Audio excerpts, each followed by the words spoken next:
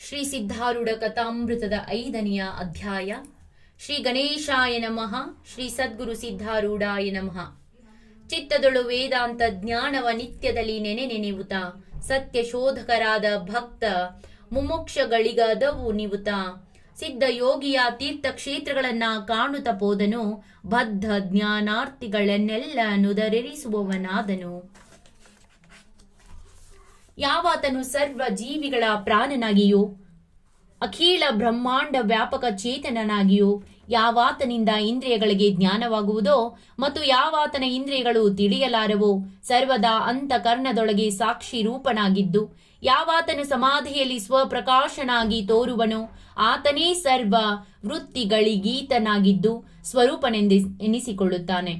ಆತನೇ ಜಾಗ್ರದಾವಸ್ಥೆಯಲ್ಲಿ ಜಗರೂಪನಾಗಿದ್ದು ಭಾಸಕನು ಜ್ಞಾನರೂಪನು ತಾನೇ ಇರುವನು. ಪ್ರಪಂಚ ರೂಪದಿಂದ ತನ್ನೊಳಗೆ ತಾನೇ ಆಡುತ್ತಿದ್ದು ಆತನಲ್ಲಿ ದೈತವಾರ್ಥೆಯೇ ಇಲ್ಲ. ಇಂತಹ ಬ್ರಹ್ಮ ಕೇವಲನಾಗಿರುವ ಆ ಸದ್ಗುರುನಾಥನು ಮುಮುಕ್ಷು ಜನರ ಉದ್ಧಾರಾರ್ಥವಾಗಿ ಅವತಾರವನ್ನ ಧರಿಸಿಕೊಂಡು ಸಿದ್ಧನಾಮದಿಂದ ಪೃಥ್ವಿ ತಲದಲ್ಲಿ ವಿಚರಿಸುವನು. ಶ್ರೋತ್ರ ಜನರೇ, ಈಗ ಕಥಾ ನಿರೂಪಣವನ್ನು ಕೇಳುವಂತರಾಗಿರಿ. ಗತ ಅಧ್ಯಾಯದ ಅಂತ್ಯ ಭಾಗದಲ್ಲಿ ಸಿದ್ಧನ ಅಧಿಕಾರವನ್ನ ನೋಡಿ ಗಜದಂಡ ಗುರುಗಳು ಸಿದ್ಧಾರೂಢರೆಂಬ ಹೆಸರನ್ನ ಕೊಡುತ್ತಾರೆ. ಸಿದ್ಧಾರೂಢರನ್ನ ನೋಡಿ ಗುರುಗಳು, ನಿನಗೀಗ ಜ್ಞಾನ ಪೂರ್ಣವಾಯಿತು. ಇದರ ಸಾರ್ಥಕವಾಗುವ ದೆಸೆಯಿಂದ ಇದನ್ನು ಇತರ ಮುಮುಕ್ಷುಗಳಿಗೆ ಬೋಧಿಸತಕ್ಕದ್ದು. ಅದಕ್ಕೋಸ್ಕರ ನೀನು ತೀರ್ಥಾಟನಕ್ಕೆ ಹೋಗಿ ಅಲ್ಲಿ ಭೇಟಿಯಾಗುವ ಸಾಧು ಸಜ್ಜನರ ಕೂಡ ಆತ್ಮ ಚರ್ಚಾ ಮಾಡುತ್ತಾ ಅವರಿಗೆ ವೇದಾಂತವನ್ನ ಉಪದೇಶಿಸತಕ್ಕದ್ದು ಎಂದು ಆಜ್ಞಾಪಿಸಿದರು. ಸಿದ್ಧಾರೂಢರು ಇದನ್ನ ಶಿರಸಾವಹಿಸಿಕೊಂಡು ಅನಂತರ ಸದ್ಗುರು ಗಜದಂಡ ಸ್ವಾಮಿಯವರ ಆಜ್ಞೆಯನ್ನ ಪಡೆದುಕೊಂಡು ತೀರ್ಥಾಟನಕ್ಕೆ ಹೊರಟರು. ಸಂಚರಿಸುತ್ತಾ ಕಿಷ್ಕಿಂಧೆಗೆ ಹೋಗಿ ಸಿದ್ಧರಾಜರು ವಿರೂಪಾಕ್ಷನ ದರ್ಶನ ತಕ್ಕೊಂಡು ಹೇಮಕೂಟ ಪರ್ವತವನ್ನ ಏರಿ ಅಲ್ಲಿ ಕರಸ್ಥ ನಾಗಲಿಂಗನ ಗುಹೆಯನ್ನ ನೋಡಿ ಅವರ ಮನಸ್ಸಿಗೆ ಆನಂದವಾಗುತ್ತೆ. ಅಲ್ಲಿ ಒಬ್ಬ ಸಾಧಕನು ಸಮಾಧಿ ಸ್ಥಿತಿಯನ್ನ ಸಾಧಿಸುವ ಉದ್ದೇಶ ಏಕಾಂತದಲ್ಲಿ ಕುಳಿತಿರುತ್ತಾನೆ. ಅವನ ಒಂದೊಂದೇ ಅಂಗವನ್ನ ಅನುಕ್ರಮದಿಂದ ಸಾಧಿಸಿ ಸಪ್ತಾಂಗ ಯೋಗವನ್ನ ಸಾಧಿಸುತ್ತಿರುತ್ತಾನೆ. ಆತನ ದರ್ಶನವನ್ನ ತಕ್ಕೊಂಡು ಸಂತೋಷ ಪಟ್ಟುಕೊಂಡು ಕೂಡಲೇ ಸಿದ್ಧರು ಪಂಪಾ ಕ್ಷೇತ್ರಕ್ಕೆ ಹೊರಟು ಹೋಗುತ್ತಾರೆ. ಪಂಪಾ ಕ್ಷೇತ್ರದಲ್ಲಿ ವಿರೂಪಾಕ್ಷೇಶ್ವರನ ದರ್ಶನ ತಕ್ಕೊಂಡು ವಶಿಷ್ಠಾಶ್ರಮವನ್ನ ನೋಡಿ ಅಲ್ಲಿ 3 ದಿನ ಆನಂದದಿಂದ ವಾಸ ಮಾಡಿ ಅಲ್ಲಿಂದ ಗಂಧ ಮಾಧನ ಪರ್ವತಕ್ಕೆ ಹೋಗಿ ಅದನ್ನ ನೋಡಿ ಸ್ಫಟಿಕ ಶಿಲೆಯನ್ನ ನೋಡುವುದಕ್ಕಾಗಿ ಋಷ್ಯಾಶ್ರಮಕ್ಕೆ ಹೋಗುತ್ತಾರೆ. ಇದು ತಪೋಭೂಮಿಯ ಹೋದೋ ಅಲ್ಲವೋ ಎಂದು ಪರೀಕ್ಷಿಸುವುದಕ್ಕೆ ಸಿದ್ಧನಾಥರು 9 ದಿವಸ ಪರ್ಯಂತ ಆಹಾರವನ್ನ ತೊರೆದು ಆ ಸ್ಥಾನದಲ್ಲಿರಲು ಕ್ಷುದ್ಬಾಧೆಯಾಗದಿದ್ದರೂ ಮನಸ್ಸಿನಲ್ಲಿ ಸಂಶಯ ವಿಪರೀತ ಭಾವನೆಗಳು ಲಯ ವಿಕ್ಷೇಪಾದಿ ಯೋಗ ವಿಘ್ನಗಳು ಅಲ್ಲದೆ ಚಿತ್ತವೃತ್ತಿಯು ಬ್ರಹ್ಮದಲ್ಲಿ ಧಾರಾಕಾರವಾಗಿ ಹರಿಯುವುದನ್ನ ನೋಡಿ ತಪೋಭೂಮಿಯ ಲಕ್ಷಣಗಳು ಇಲ್ಲಿರುವವೆಂದು ಅನುಭವದಿಂದ ತಿಳಿಯುತ್ತಾರೆ. ಅಲ್ಲಿಂದ ಪಂಪಾ ಸರೋವರಕ್ಕೆ ಹೋಗಿ ಅದರೊಳಗೆ ಸ್ನಾನ ಮಾಡಿ ಶ್ರೀರಾಮ ದರ್ಶನವನ್ನ ತೆಗೆದುಕೊಂಡು ಚಕ್ರತೀರ್ಥ ವಾಲಿ ಭಂಡಾರಗಳನ್ನ ನೋಡಿ ಚಿಂತಾಮಣಿ ಆಶ್ರಮಕ್ಕೆ ಬರುತ್ತಾರೆ. ಚಿಂತಾಮಣಿ ಆಶ್ರಮದಲ್ಲಿ ಅನೇಕ ಸತ್ಪುರುಷರು ಭೇಟಿಯಾಗುತ್ತಾರೆ. ಅವರು ಕೂಡ ಸಂಭಾಷಣೆಯನ್ನ ಮಾಡುತ್ತಿರುವಾಗ ಸಿದ್ಧ ಮುನಿಗಳಿಗೆ ಒಬ್ಬನು ಆತ್ಮ ಅಂದರೆ ಏನು ಎಂದು ಕೇಳುತ್ತಾನೆ. ಆಗ ಅವರೊಳಗೆ ಶಾಸ್ತ್ರ ಸಂಸ್ಕಾರಹೀನನಾದವನೊಬ್ಬನು ಸರ್ವರಿಗೂ ದೇಹದಲ್ಲಿಯೇ ನಾನೆಂಬ ಬುದ್ಧಿ ಇರುವುದರಿಂದ ದೇಹವೇ ಆತ್ಮ ಎಂದು ಉತ್ತರ ಕೊಡುತ್ತಾನೆ. ಕರ್ಮಠ ಬ್ರಾಹ್ಮಣನ ವಚನವನ್ನ ಕೇಳಿ ಮತ್ತೊಬ್ಬನವನಿಗೆ ಪ್ರಶ್ನೆ ಮಾಡುತ್ತಾನಲ್ಲ, ನೀನು ದೇಹವನ್ನ ತಿಳಿದು ಅದು ತಾನೆಂದು ಹೇಳಿವೆಯೋ ಅಥವಾ ಹಾಗೆ ತಿಳಿಯದೆ ದೇಹ ತಾನೆನ್ನುವೆಯೋ? ದೇಹವನ್ನ ನೀನು ತಿಳಿದು ತಾನೆಂದೆನ್ನುವೆಯಾದರೆ ನೀನು ದೇಹವಾಗಲಾರಿ, ತಿಳಿಯುವವನಾಗಿರುವಿ. ಹಾಗೆ ತಾನೆನ್ನುವಿಯಾದರೆ ನೀನು ದೇಹದಂತೆ ಜಡವಾಗಿದ್ದು ದೇಹ ಸಂಸ್ಕಾರಗಳ್ಯಾವವು ನಿನಗೆ ಸಲ್ಲಬಾರದಾಗಿತ್ತು. ಆದ್ದರಿಂದ ಯಾವ ರೀತಿಯಿಂದಲೂ ದೇಹ ನೀನಲ್ಲ. ಇದನ್ನ ಕೇಳಿ ಆತನು ನಿರುತ್ತರನಾದನು. ಆಗ 3ನೇಯವನು ಆತ್ಮ ಅಜ್ಞಪ್ತಿ ಮಾತ್ರನಾದದ್ದರಿಂದ ಅಜ್ಞಾಪ್ತಿ ರೂಪ ಶರೀರವು ಆತ್ಮನಿಗೆ ಭಿನ್ನವಿರುವುದು ಎಂದು ನುಡಿಯುತ್ತಾನೆ. ಆಗ 4ನೇಯವನು ಈತನಿಗೆ ವಿಚಾರಿಸುತ್ತಾನಲ್ಲ, ಜ್ಞಪ್ತಿ ರೂಪ ಆತ್ಮನು ದೇಹರಹಿತನಿರುವನು. ಆತನಿಗೆ ಗಮನಾಗಮನಗಳು ಇದ್ದಾವೋ ಇಲ್ಲವೋ? ಗಮನಾಗಮನ ಇಲ್ಲವೆಂದರೆ ಅವಸ್ತ್ರಾತ್ರಯಗಳಲ್ಲಿ ಹೋಗಿ ಬರುವುದು ಮತ್ತು ಸುಖ ದುಃಖಾದಿಗಳನ್ನ ಭೋಗಿಸುವುದು ಇವನಿಂದ ಹೇಗಾದೀತು? ಆತ್ಮನಿಗೆ ಗಮನಾಗಮನಾದಿಗಳು ಸ್ವೀಕರಿಸಿದ್ದಲ್ಲಿ ಆತನು ವಾಯುವನೆಂತೆ ಜಡವೆನ್ನಬೇಕಾಗುವುದು. ಆದರೆ ವಾಯುವಿಗೆ ಸುಖ ದುಃಖಗಳ ತಿಳಿಯುವುದಿಲ್ಲವೆಂದರೆ ಅದನ್ನ ತಿಳಿಯುವ ಮನಸ್ಸೇ ಆತ್ಮನಾಗಬೇಕು. ಯಾಕಂದರೆ ಮನಸ್ಸಿಗೆ ಗಮನಾಗಮನಗಳು ಅವೆ. ಸ್ಥೂಲ ದೇಹದಲ್ಲಿ ಅಹಂಭಾವವೂ ಇದೆ ಮತ್ತು ಸುಖ ದುಃಖದ ಜ್ಞಾನವು ಅದಕ್ಕಾಗುವುದು. ಆದ್ದರಿಂದ ಮನಸ್ಸೇ ಆತ್ಮನೆಂಬುದು ನಿಶ್ಚಯವು. ಇದನ್ನು ಕೇಳಿ ಬೌದ್ಧ ಸಾಂಪ್ರದಾಯಿಕನು ಅನ್ನುತ್ತಾನೆ, ಬುದ್ಧಿ ಕರ್ತನಿಲ್ಲದಿದ್ದರೆ ಮನೋರೋಪಕರಣವನ್ನ ಯಾರು ಪ್ರೇರಿಸುವರು? ಬುದ್ಧಿಯೇ ಎಲ್ಲ ಕಾರ್ಯಗಳ ಕರ್ತವಾಗಿರುವುದರಿಂದ ಬುದ್ಧಿಯೇ ಆತ್ಮ. ಆಗ ಭಟ್ಟಾಚಾರ್ಯನ ಶಿಷ್ಯನೆನ್ನುತ್ತಾನೆ, ಬುದ್ಧಿಯು ನಿದ್ರಾಕಾಲದಲ್ಲಿ ಲಯ ಹೊಂದುವುದು ಮತ್ತು ಆನಂದ ಮಾತ್ರ ಉಳಿಯುವುದು. ಆದ್ದರಿಂದ ಆನಂದವೇ ಆತ್ಮ. ಇದನ್ನು ಕೇಳಿ ಶೂನ್ಯವಾದಿಯು, ನಿದ್ರಾಕಾಲದಲ್ಲಿ ನಮಗೇನು ಕಾಣುವುದಿಲ್ಲ, ಆದ್ದರಿಂದ ಆತ್ಮನು ನಾಸ್ತಿ ರೂಪನಿದ್ದಾನೆ ಎಂದು ಅಂದದ್ದನ್ನ ಕೇಳಿ ಸಿದ್ಧಾರೂಢರು ಆತನಿಗೆ, ಆ ನಾಸ್ತಿತ್ವವನ್ನ ನೀನು ತಿಳಿದು ಹೇಳುತ್ತೀಯೋ ತಿಳಿಯದೇ ಹೇಳುವೆಯೋ? ಶೂನ್ಯವಾದಿಯೇ ಹೇಳು. ನಾಸ್ತಿ ತಿಳಿದು ಹೇಳುತ್ತೀಯಾದರೆ ಅದನ್ನು ತಿಳಿಯುವ ನೀನು ಅಸ್ಥಿ ರೂಪನಿದ್ದೀಯಲ್ಲ. ಆತ್ಮನು ಅಸ್ತಿತ್ವದ ಖನಿ ಎಂದು ಶ್ರುತಿ ಹೇಳುವುದು, ಅರ್ಥಾತ್ ಬ್ರಹ್ಮ ರೂಪವಿರುವನು ಎಂದು ಹೇಳಿದರು. ಆಮೇಲೆ ಪ್ರಾರಬ್ಧವಾದಿಯು ಅನ್ನುತ್ತಾನೆ, ಆತ್ಮಜ್ಞಾನಿಗಾದರೂ ಪ್ರಾರಬ್ಧ ಬಿಡುವುದಿಲ್ಲ, ಕರ್ಮಾನುಸಾರ ಸುಖ ದುಃಖ ಕೊಡುವುದು. ಇದನ್ನ ಕೇಳಿ ಸಿದ್ಧಾರೂಢರು ಹೇಳುತ್ತಾರೆ, ಸುಖ ದುಃಖಗಳು ನೀನು ವಿಷಯಾತ್ಮಕ ಅನ್ನುವೆಯೋ ಮನೋವೃತ್ತಿ ರೂಪ ಎಂದು ಹೇಳುತ್ತೀಯೋ? ಪ್ರಥಮ ವಿಕಲ್ಪವನ್ನ ಸ್ವೀಕರಿಸಿದರೆ ಅದು ಪೂರ್ಣ ಅಸಂಭವವಾಗುವುದು. ಯಾಕಂದರೆ ವಿಷಯ ಒಂದೇಯಾದರೆ ಕಾಲ ಸ್ಥಿತಿ ವ್ಯಕ್ತಿಗನುಸರಿಸಿ ಅದರೊಳಗೆ ಭೇದಗಳು ಸಿದ್ಧಿಸುತ್ತವೆ. ಪುರುಷನು ನಿರೋಗಿ ಇರುವಾಗ ಯಾವ ವಿಷಯದಲ್ಲಿ ಸುಖ ತೋರುವುದೋ ಅದರಲ್ಲೇ ರೋಗ ಸಮಯದಲ್ಲಿ ಆತನಿಗೆ ದುಃಖ ಕಾಣುವುದು. ಆದ್ದರಿಂದ ಸುಖ ದುಃಖಗಳು ವಿಷಯಾತ್ಮಕವಲ್ಲ, ಅವು ಮನೋವೃತ್ತಿ ರೂಪ. ಎಂದರೆ ಮನಸ್ಸಿನ ಧರ್ಮ ಮನಸ್ಸಿಗೆ ಬಾಧಿಸಬಾರದು. ಯಾಕಂದರೆ ಅಗ್ನಿ ಧರ್ಮವಾದ ಉಷ್ಣತೆಯು ಅಗ್ನಿಗೆ ತಾಪ ಕೊಡಲಾರದು. ಅದಕ್ಕೆ ಆ ವಾದಿಯು ಸುಖ ದುಃಖಗಳು ಮನಸ್ಸಿನ ಧರ್ಮಗಳಿದ್ದು ಅವು ಆತ್ಮನನ್ನ ಯಾಕೆ ಬಾಧಿಸಬಾರದು ಎಂದು ಕೇಳಿದ್ದಕ್ಕೆ ಸಿದ್ಧರಾಜರು ಹೇಳುತ್ತಾರೆ, ಸುಪ್ತ ಸಮಾಧಿಗಳಿಗೆ ಆತ್ಮನಿರುವನು, ಆದರೆ ಇಲ್ಲಿ ಮನಸ್ಸಿನ ಪ್ರವೇಶವಿಲ್ಲ. ಆದ್ದರಿಂದ ಮನಸ್ಸಿನ ಈ ಧರ್ಮಗಳು ಆತ್ಮ ಜ್ಞಾನಿಗೆ ಬಾಧಿಸಲಾರವು. ಆಗ ವಾದಿ ಅನ್ನುತ್ತಾನೆ, ನಾ ಭುಕ್ತಂ ಕ್ಷೀಯತೆ ಕರ್ಮ ಎಂದು ಶ್ರುತಿ ವಚನ ಇರುವಾಗ ಇದು ಜ್ಞಾನಿಗಳ ಸಂಬಂಧ ಅಪ್ರಮಾಣವಾಗುವುದಲ್ಲ ಎಂದು ಹೇಳಿದ್ದಕ್ಕೆ ಸಿದ್ಧರು, ಈ ವಾಕ್ಯವು ಜ್ಞಾನ ಶೂನ್ಯರಾದ ಪಾಮರ ಜನರ ಸಲುವಾಗಿ ಕರ್ಮ ಭಯ ಹಾಕುವುದಕ್ಕಾಗಿ ಇರುವುದು.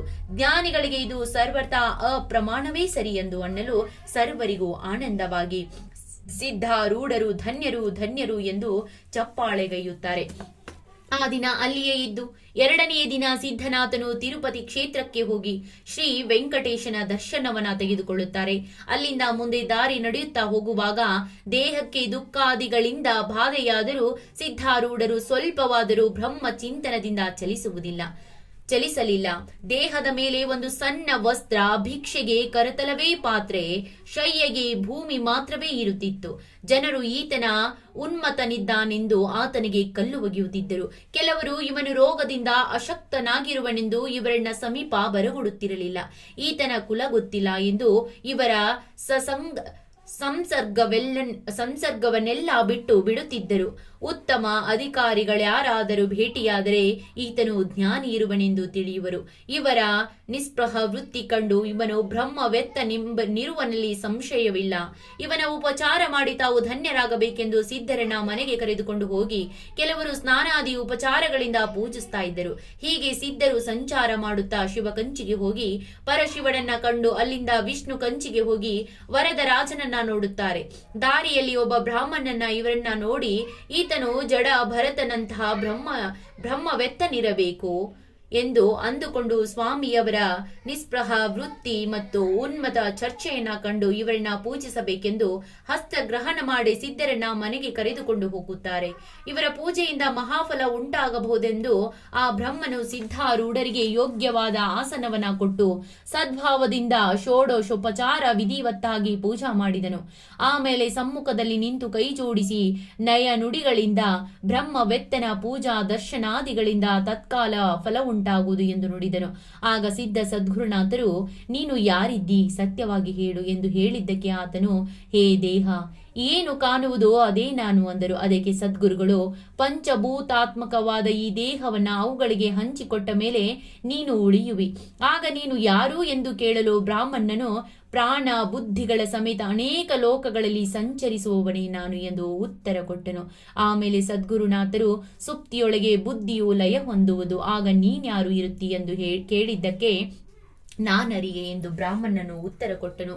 ಹಾಗೆ ಸಿದ್ಧಾರೂಢರು, ಹೇ ವಿಪ್ರನೇ, ನಾನು ತಿಳಿಯಲಾರೆ ಎಂಬುದು ನೀನು ನಿಶ್ಚಯವಾಗಿ ತಿಳಿಯುತ್ತಿ, ಆದರೆ ಅನ್ನಲಾರಿ. ಆ ಜ್ಞಾನರೂಪನೇ ನೀನಿದ್ದಿ ಎಂದು ನುಡಿದಾಕ್ಷಣ ಗುರುಗಳ ಕೃಪಾಬಲದಿಂದ ಆ ಜ್ಞಾನ ರೂಪವನ ಬ್ರಾಹ್ಮಣನು ಅನುಭವಕ್ಕೆ ತಂದು ಅನ್ನುತ್ತಾನೆ, ಮಹಾತ್ಮರ ದರ್ಶನವು ನನಗೆ ದುಸ್ತ ಫಲದಾಯಕವಾಯಿತು ಎಂದು ಸಿದ್ಧಾರೂಢರ ಚರಣಕ್ಕೆರಗುತ್ತಾನೆ. ಅನಂತರ ಸಿದ್ಧರು ಅಲ್ಲಿಂದ ಹೊರಟು ಸಂಚಾರ ಮಾಡುತ್ತಾ ಚಿದಂಬರಕ್ಕೆ ಬಂದು ಅಲ್ಲಿಯ ರಹಸ್ಯ ಸ್ಥಾನವನ್ನ ಕಂಡರು. ಅಲ್ಲಿಂದ ಮುಂದೆ ಹೋಗುವಾಗ ಮಳೆಗಾಲವಿದ್ದು ಮಳೆಯೇ ಅವರಿಗೆ ಸ್ನಾನ ಮಾಡಿಸುತ್ತಿತ್ತು. ಸೂರ್ಯನ ಕಿರಣಗಳೇ ಮೈ ಒಣಗಿಸುತ್ತಿತ್ತು. ತಾವೇನು ಯತ್ನ ಮಾಡುತ್ತಿದ್ದಿಲ್ಲ. ಜನರೇ ಅನ್ನ ಕೊಟ್ಟು ದೇಹವನ್ನ ರಕ್ಷಿಸಬೇಕು, ದೇಹ ಚಿಂತೆ ಎಂಬುದು ಅವರಿಗೆ ಮನವರಿಕೆ ಇದ್ದಿಲ್ಲ. ಯಾರು ಪೂಜಿಸಿದರು, ಯಾರು ಹೊಡೆದರು, ಅವರು ಸಮಾಧಾನ ಭಾವದಿಂದಿರುತ್ತಿದ್ದರು. ಕುಂಭಕೋನ ಕ್ಷೇತ್ರದಲ್ಲಿ ಕುಂಬೇಶ್ವರನ ದರ್ಶನ, ತಂಜಾವೂರಿನಲ್ಲಿ ತಂಜೇಶ್ವರನ ದರ್ಶನ ಮಾಡಿಕೊಂಡು ಶ್ರೀರಂಗ ಕ್ಷೇತ್ರದ ಕಡೆಗೆ ಸಿದ್ಧರು ಹೋದರು. ದಾರಿಯಲ್ಲಿ ಒಬ್ಬ ಒಕ್ಕಲಿಗನು ಸಿದ್ಧರಿಗೆ ಕೇಳುತ್ತಾನೆ, ನೀನು ಶವದಂತೆ ಕಾಣಿಸುವಿ, ಆದರೆ ವಾಯು ವೇಗದಿಂದ ನಡೆಯುತ್ತಿ, ನೀನು ಪುಷ್ಟನಿದ್ದರೆ ಹೇಗೆ ಓಡುತ್ತಿದ್ದಿ?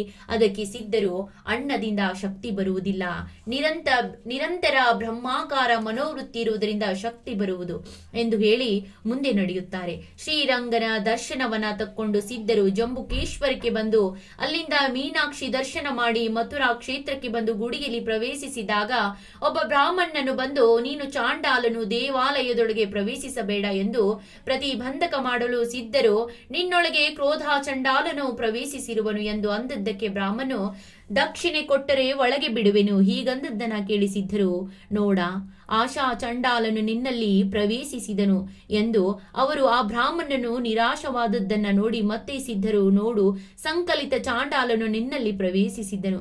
ಹೀಗೆ ಒಬ್ಬ ಚಾಂಡಾಲರನ್ನು ಹೊರಗೆ ಕಳುಹಿಸಲಿಕ್ಕೆ ನೋಡಿ 3 ಮಂದಿ ಚಾಂಡಾಲರನ್ನ ಒಳಗೆ ಕರ್ಕೊಂಡಿ ಎಂದು ಸಿದ್ಧರಂದದ್ದನ್ನ ಕೇಳಿ ಆ ಬ್ರಾಹ್ಮಣನು ಗಡಬಡಿಸಿ ಗಾಬರಿಯಾಗಿ, ನಿನ್ನ ಕೂಡ ಮಾತಾಡುತ್ತಾ ಇದ್ದು ನನ್ನ ಸ್ನಾನ ಸಂಧ್ಯಾದಿಗಳನ್ನ ಮರಿತಿನು ಎಂದಂದದ್ದನ್ನ ಕೇಳಿ ಸಿದ್ಧರು, ಈಗೋ ಕರ್ಮಭ್ರಷ್ಟ ಚಾಂಡಾಲನು ಈಗ ನಿನ್ನಲ್ಲಿ ಪ್ರವೇಶಿಸಿದನು ಎಂದು ಅಂದರು.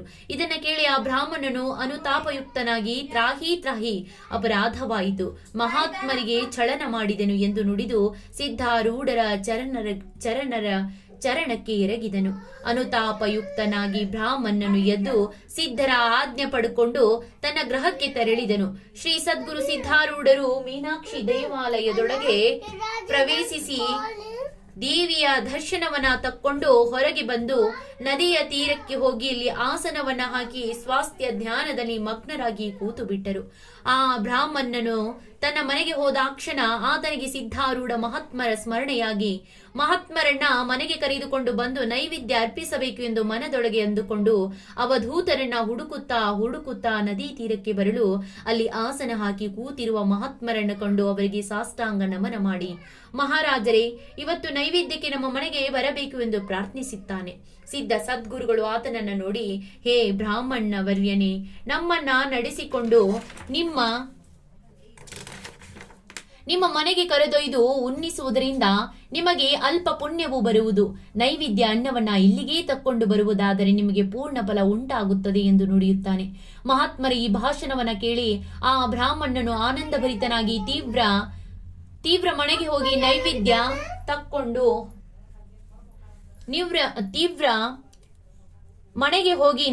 ತಕ್ಕೊಂಡು ಬಂದು ಮಹಾನುಭಾವರ ಮುಂದಿಟ್ಟನು.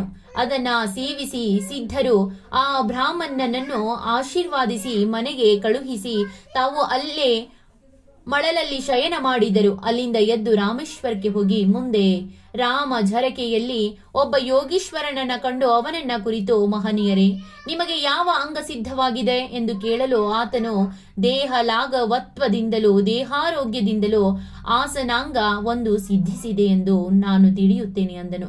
ಇದನ್ನ ಕೇಳಿ ಸಿದ್ಧರು ಸಂತೋಷ ಪಟ್ಟುಕೊಂಡು ಧನುಷ್ಕೋಟಿಗೆ ಹೋಗಿ ಅಲ್ಲಿ ಸ್ನಾನ ಮಾಡುವನೊಬ್ಬನನ್ನ ಕಂಡು, ನೀನು ದೇಹ ಸ್ವಚ್ಛವೆಂದು ಸ್ನಾನ ಮಾಡುತ್ತೀಯೋ ಅಸ್ವಚ್ಛವೆಂದು ಸ್ನಾನ ಮಾಡುತ್ತೀಯೋ ಎಂದು ಕೇಳಲು ಅವನು ಹೇಳುತ್ತಾನೆ, ದೇಹ ಅಸ್ವಚ್ಛವೆಂದು ಸ್ನಾನ ಮಾಡುತ್ತೇನೆ ಎಂದನು.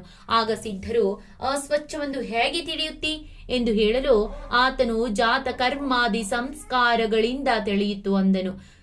ಈತನು ಮೂರ್ಖನಿದ್ದಾನೆಂದು ಸಿದ್ಧರು ತಿಳಿದುಕೊಂಡು ಮುಂದಕ್ಕೆ ನಡೆಯುತ್ತಾರೆ. ಅಲ್ಲಿಂದ ತೀರ್ನಲ ವೇಲಿಗೆ ಸಿದ್ಧಾರೂಢರು ಹೋಗಿ ತೀರ್ನಲ ಸ್ವಾಮಿಯ ದರ್ಶನವನ್ನ ತೆಗೆದುಕೊಂಡು ಅಲ್ಲಿ ಧ್ಯಾನಸ್ಥರಾಗಿ ಕೂತಿರುವ ಒಬ್ಬನನ್ನ ಕಂಡು ಆತನನ್ನ ಕುರಿತು, ಈ ಉಪಾಸನೆಯೋ ಜ್ಞಾತವೋ ಅಜ್ಞಾತವೋ? ಜ್ಞಾತೋಪಾಸನೆ ಎಂದರೆ ಅದರೊಳಗೆ ದ್ವೈತ ಇರಲಾರದು ಮತ್ತು ಜ್ಞಾನ ಧ್ಯೇಯದೊಳಗೆ ಐಕ್ಯವಾಗುವುದರಿಂದ ಜ್ಞಾನವು ಘಟಿಸುವುದು. ಅಜ್ಞಾತೋಪಾಸನೆ ಎಂದೆನ್ನುವೆಯಾದರೆ ಜ್ಞಾತೃ ಸ್ಥಿತಿಯನ್ನ ತಿಳಿಯದೆ ಧ್ಯೇಯವನ್ನ ಅರಿಯದೆ ಜ್ಞಾನ ಹೇಗೆ ಸಂಭವಿಸುವುದು ಎಂದು ಕೇಳಲು ಆತನು, ಅಪರೋಕ್ಷ ಜ್ಞಾನಕ್ಕೆ ಭಿನ್ನವಾದ ಶಾಸ್ತ್ರ ಅಪರೋಕ್ಷದಿಂದ ನಾನು ಜ್ಞಾನವನ್ನ ಮಾಡುತ್ತೇನೆ, ಅದಕ್ಕೆ ನಿಶ್ಚಲವಾದ ಶ್ರದ್ಧೆಯೇ ಕಾರಣವು ಅನ್ನಲು ಯಾತಕ್ಕೆ ಎಂದು ಸಿದ್ಧರು ಕೇಳಲಾಗಿ ಅವನು ಹೇಳುತ್ತಾನೆ, ಶಾಸ್ತ್ರಜ್ಞರು ದೇವತಾ ಶ್ರದ್ಧಾಹೀನರಾಗಿರುವುದರಿಂದ ಜ್ಞಾನದಲ್ಲಿ ಪ್ರವರ್ತರಾಗುವುದಿಲ್ಲ. ಆದರೆ ಉಪಾಸಕರಿಗೆ ಶ್ರದ್ಧೆಯೇ ಮುಖ್ಯವಾಗಿರುವುದು. ಇದನ್ನ ಕೇಳಿ ಈತನ ಸಾಂಪ್ರದಾಯಿಕನಿರುವನು ಎಂದು ತಿಳಿದುಕೊಂಡು ಸಿದ್ಧರು ಅಲ್ಲಿಂದ ತೋತಾದಿ ಕ್ಷೇತ್ರಕ್ಕೆ ನಡೆದು ಹೋಗುತ್ತಾರೆ. ಅಲ್ಲಿ ನಾರಾಯಣ ಮೂರ್ತಿಯ ದರ್ಶನವನ್ನ ತೆಗೆದುಕೊಂಡು ಮುಂದೆ ತಿರಕರಾಯನ ದೇವಾಲಯದಲ್ಲಿ ಕಂಚಿನಾರಾಯಣ ದರ್ಶನವನ್ನ ತೆಗೆದುಕೊಂಡು 9 ದಿನ ಸಿದ್ಧಾರೂಢರು ಅಲ್ಲೇ ಉಳಿಯುತ್ತಾರೆ. ಅಲ್ಲಿ ಶಾಸ್ತ್ರಿಗಳು ಬಂದು ಸ್ವಾಮಿಯವರಿಗೆ ವಿಚಾರಿಸುತ್ತಾರಲ್ಲ, ನೀವು ಸ್ನಾನಾದಿ ಕರ್ಮಗಳನ್ನ ಯಾತಕ್ಕೆ ಮಾಡಲೊಲ್ಲಿರಿ ಎಂಬುದಕ್ಕೆ ಸಿದ್ಧಾರೂಢರು, ಕರ್ಮಾಚರಣೆಯನ್ನ ವಿಧಿಯುಕ್ತ ಮಾಡುವುದರಿಂದ ಅದು ಜೀವವನ್ನು ಉತ್ತಮ ಲೋಕಕ್ಕೆ ಒಯ್ಯುವುದು. ಆದರೆ ಪುಣ್ಯಕ್ಷಯವಾದ ಕೂಡಲೇ ಆತನು ಪುನಃ ಕರ್ಮ ವಾಸನೆ ಹಿಡಿದು ಈ ಲೋಕಕ್ಕೆ ಬರುವನು. ಈ ಪ್ರಕಾರ ಅನೇಕ ಯಥಾಯತಿಗಳನ್ನ ಭೋಗಿಸಿ ಜೀವನು ಬಹಳ ತಾಪ ಹೊಂದಿ ಕರ್ಮ ಬಂಧನದಿಂದ ನಿವೃತ್ತಿಯಾಗುವ ಉಪಾಯವನ್ನ ಹುಡುಕುವನು. ಎಲ್ಲಿವರೆಗೆ ಜೀವನು ಕರ್ಮಕ್ಕೆ ಬೇಸರ ಪಡುವುದಿಲ್ಲಲ್ಲ, ಅಲ್ಲಿ ತನಕ ವೇದಗಳು ಆತನಿಗೆ ಕರ್ಮವನ್ನ ವಿಧಿಸುವವು. ವೈರಾಗ್ಯ ಅಗ್ನಿಯ ಯಾವಾಗ ಪ್ರಜ್ವಲಿಸುವುದೋ ಆವಾಗ ಶ್ರುತಿಗಳು ಆತನಿಗೆ ನಿವೃತ್ತಿಯನ್ನ ತೋರಿಸುವವು. ಮುಮುಕ್ಷು ದೆಸೆಯಲ್ಲಿ ಕರ್ಮ ಬಿಟ್ಟಿರುವಾಗ ಸಿದ್ಧ ಸ್ಥಿತಿಯುಳ್ಳವನಿಗೆ ಈ ಪ್ರಶ್ನೆಯೂ ಸಲ್ಲದು ಎಂದು ಸಿದ್ಧರು ಉತ್ತರ ಕೊಡಲು ಶಾಸ್ತ್ರಿಗಳು ದೈನ್ಯ ಭಾವದಿಂದ ಸಿದ್ಧರಿಗೆ ನಮಸ್ಕರಿಸಿ ಸ್ವಸ್ಥಾನಕ್ಕೆ ತೆರಳುತ್ತಾರೆ. ಹೀಗೆ ಎಲ್ಲೆಲ್ಲಿ ಸಿದ್ಧಾರೂಢರು ಹೋಗುವರೋ ಅಲ್ಲಲ್ಲಿ ಜನರಿಗೆ ವೇದಾಂತ ಮಾರ್ಗವನ್ನ ಉಪದೇಶಿಸುತ್ತಿದ್ದರು. ಸದ್ಗುರುನಾಥರು ದರ್ಶನ ಮಾತ್ರದಿಂದ ಜೀವನನ್ನು ಕರ್ಮ ಬಂಧನದಿಂದ ನಿರ್ಮುಕ್ತನನ್ನಾಗಿ ಮಾಡುವನು. ಜೀವರಿಗೆ ನಿರ್ಭಯವಾದಂತಹ ಮಾರ್ಗವನ್ನ ಆತನು ತೋರಿಸುವನು. ಅದನ್ನು ಹಿಡಿದು ಅವರು ವಾಸನಾಕ್ಷಯವನ್ನು ಹೊಂದಿ ದುಃಖರಹಿತರಾಗಿರುವರು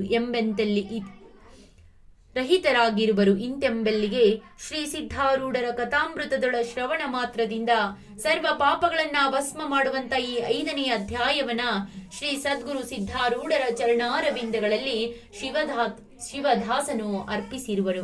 ಓಂ ಶ್ರೀ ಸದ್ಗುರು ಸಿದ್ಧಾರೂಢಾಯ ನಮಃ. ಓಂ ಶ್ರೀ ಸದ್ಗುರು ಸಿದ್ಧಾರೂಢಾಯ ನಮಃ. ಓಂ ಶ್ರೀ ಸದ್ಗುರು ಸಿದ್ಧಾರೂಢಾಯ ನಮಃ. ಓಂ ಶ್ರೀ ಸದ್ಗುರು ಸಿದ್ಧಾರೂಢಾಯ ನಮಃ. ಓಂ ಶ್ರೀ ಸದ್ಗುರು ಸಿದ್ಧಾರೂಢಾಯ ನಮಃ.